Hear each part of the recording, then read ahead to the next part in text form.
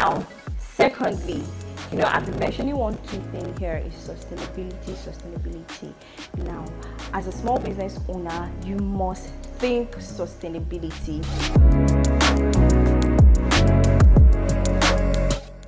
Now, what does it mean to think sustainability? Thinking sustainability is thinking about how your business will thrive, even in your absence, how your business can thrive in another place without you necessarily being there.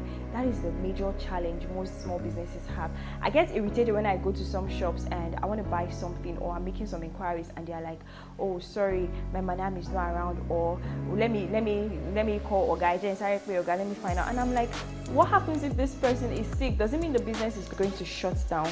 Now, as a business owner, you must learn to pour out yourself into your competent staff. Don't let your wisdom and your expertise, don't let it die with you. Learn to transfer knowledge. Learn to train people.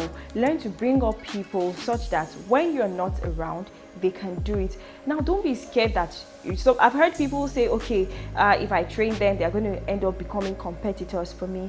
Hey, good. If you train someone and the person goes and starts a business based on what he or she has learned from you, it's also a plus to you. You can use that to say, oh, I trained so and so person, and it can even give you that credibility that you're training competent business owners. So don't be scared. As long as during that period those people are relevant and useful to you, and even if they end up becoming competitors, there's a way that you can form alliances with them and run certain services with them. I'll use myself for instance now. While in school, I was a fashion designer.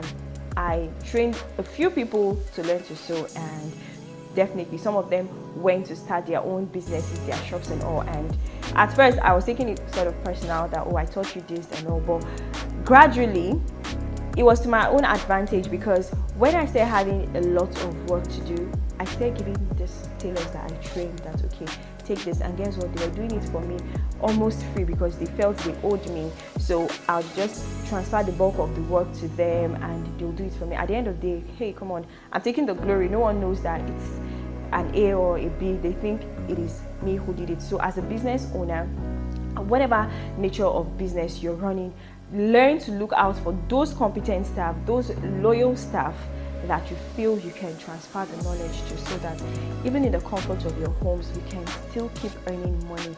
You don't want to slave away. Most business owners, they always start a business in order for them to enjoy that freedom, for them to have their me time, right? But it doesn't happen because they haven't poured themselves into another person, so they end up slaving away. It's even more stressful than running a 9-to-5 job. So over time, when you start having staff, train them, retrain them, always make sure that they become as competent or almost as competent as you are. So that's it. As a form of recap, what are the two major things I've talked about?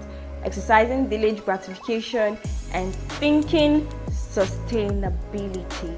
Remember, every successful business started as a really small idea and gradually evolved on the shoulders of discipline and competence. So as a small business owner, always look out to be disciplined and ensure you have competent people surrounding you. With these 2 points, I hope your business is going to soar to the next height. See you at the top.